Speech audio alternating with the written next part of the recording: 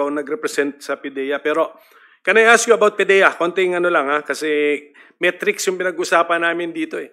PDEA is a 22-year-old organization. Mr. Chair, Ang bigay sa inyo... does that mean that I am finished already? Hindi pa, hindi. Okay, Ano lang, interjection.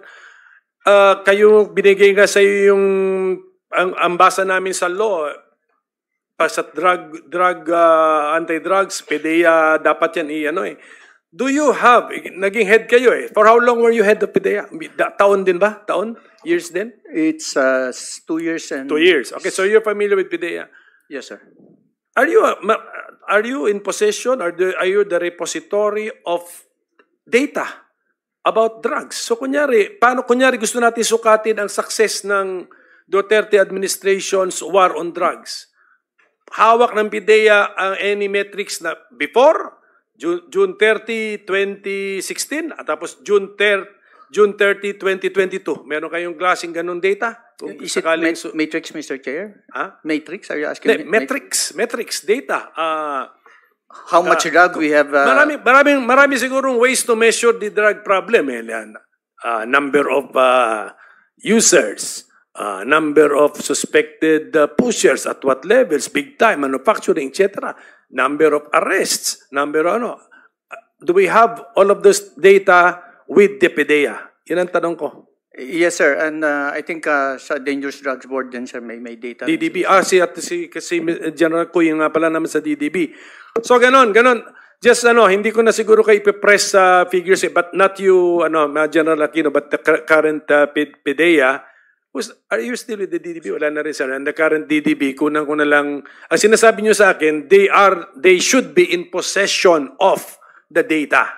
That's what you're telling me. Yes, so, Mr. Chair. Okay, we will require them to submit. Kasi ang katanungan, marami rin nagtatanong is, ano ba yun? How successful was it? Pero we have to use some objective metric. Hindi pwedeng, siyempre, kung subjective, puro praises o puro criticism naman. So, mag-isip kami ng metric na kung how to measure a success or failure in the war against drugs. Okay.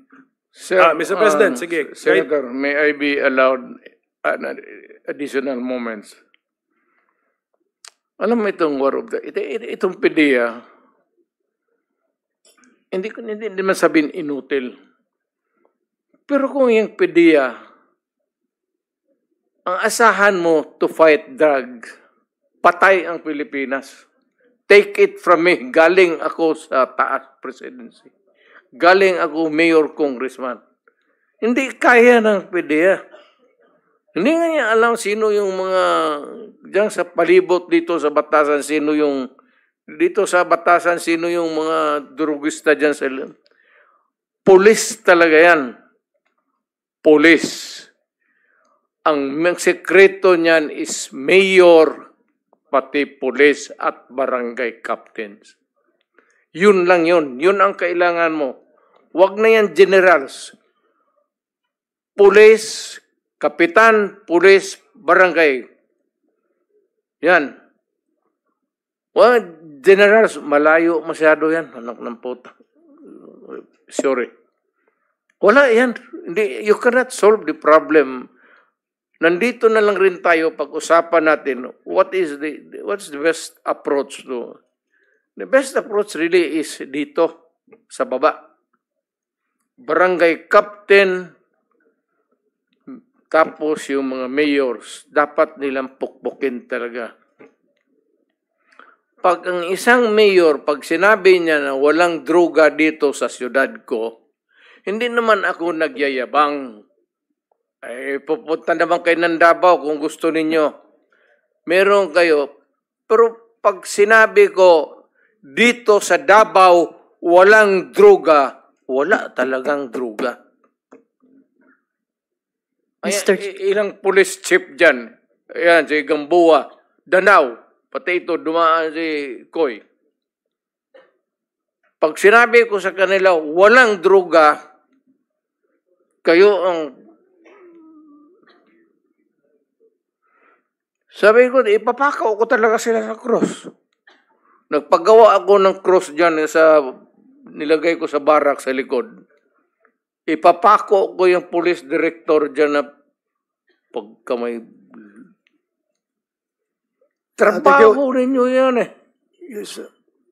Thank you, Mr. Chair. Yes, Senator Bato, you have the floor again. Sige. One interjection Pwede bang lang, if I may, papahingahin Mr. mo Chair. natin si President Duterte and I will proceed to Senator Bato. Colonel Hector Grijaldo. With your permission, pero kung ayaw mo, okay lang. Ano yun, yung- Senator Risa wants to interject. Okay lang, with your permission. Pwedeng hindi. Para kanino? For the for record the record. only. Okay. With the permission of Senator Bato, go ahead. Dagan salamat, Mr. Chair ug Senator De La Rosa. For the record lang, in fairness sa PIDEA, Philippine Drug Enforcement Agency is the lead anti-drug law enforcement agency responsible for preventing, investigating, and combating any dangerous drugs, controlled precursors, and essential chemicals within the Philippines. So, tigilin na po natin yung pagsisira at paninira sa mga Hindi ba institusyon. paninira, ma'am? Because we need- Sinasabi ko, para sabihin kulang.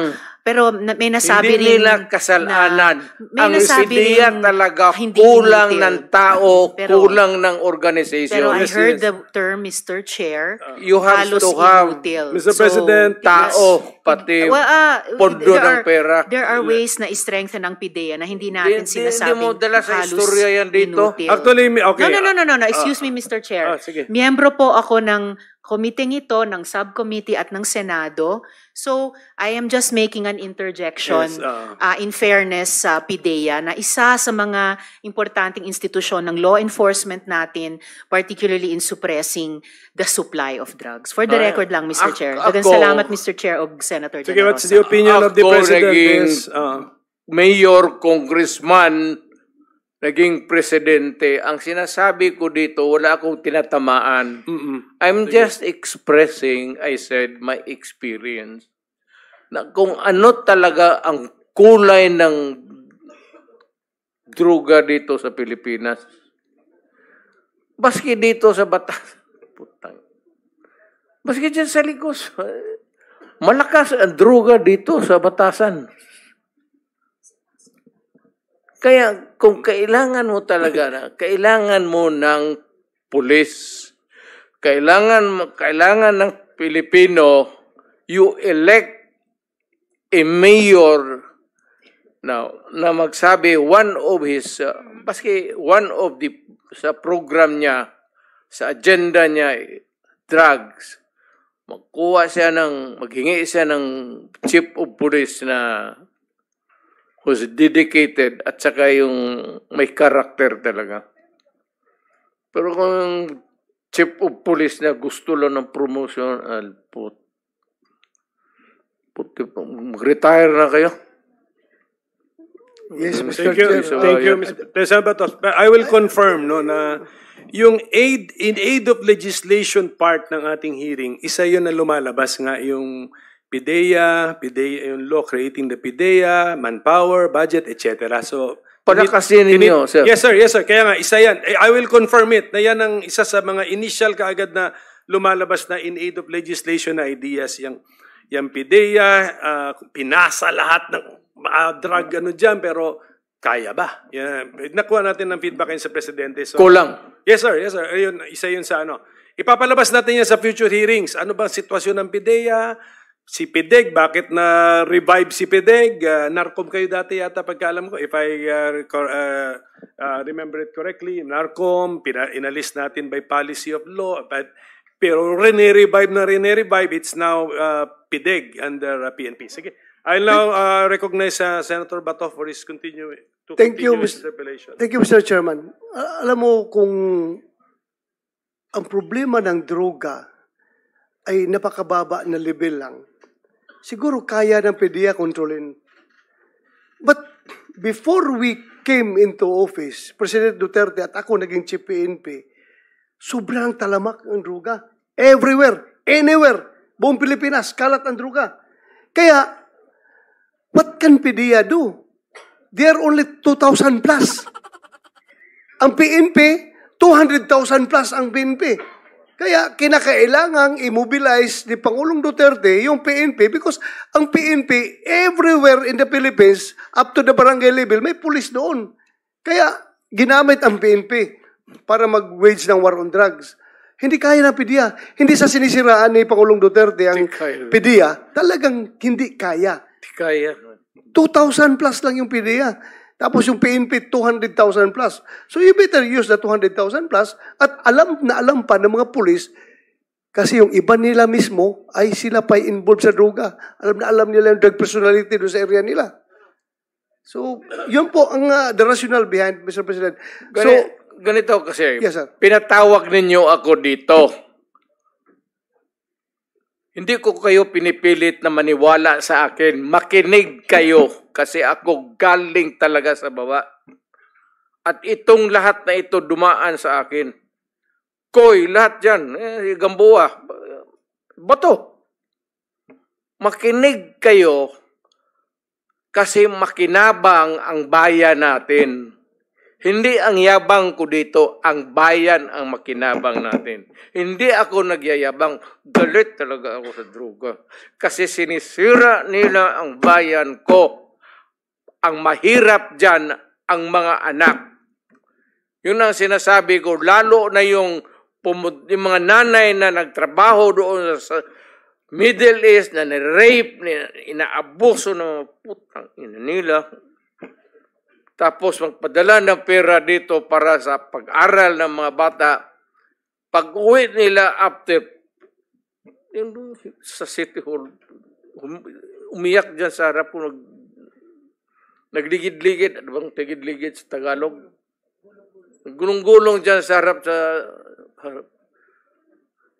Kasi yung pinapadala ng pera pala na, yung dalawang anak niya, babae, puro doon sa droga na punta yung... Kaya kung makita mo, ewan kung, hindi kasi kayo sa babae. Kung ikaw ang mayor, makikita mong ganon ang sakripisyo ng tao, dugo, pati pawis. Tapos ganon lang ang mangyari sa kanya.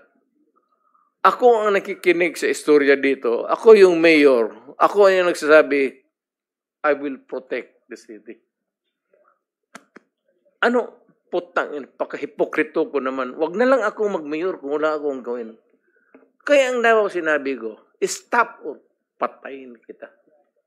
Magdiretsahan na lang ako. Total, akin lang naman to. Allow me because yun ba talaga ang totoo. Ang ganap ko, huminto kayo, papatayin ko kayo. Putang ina ninyo. Yan ang totoo. Bitawan na natin. Total, Congress or wherever. We know the sanctity of the institution of Congress.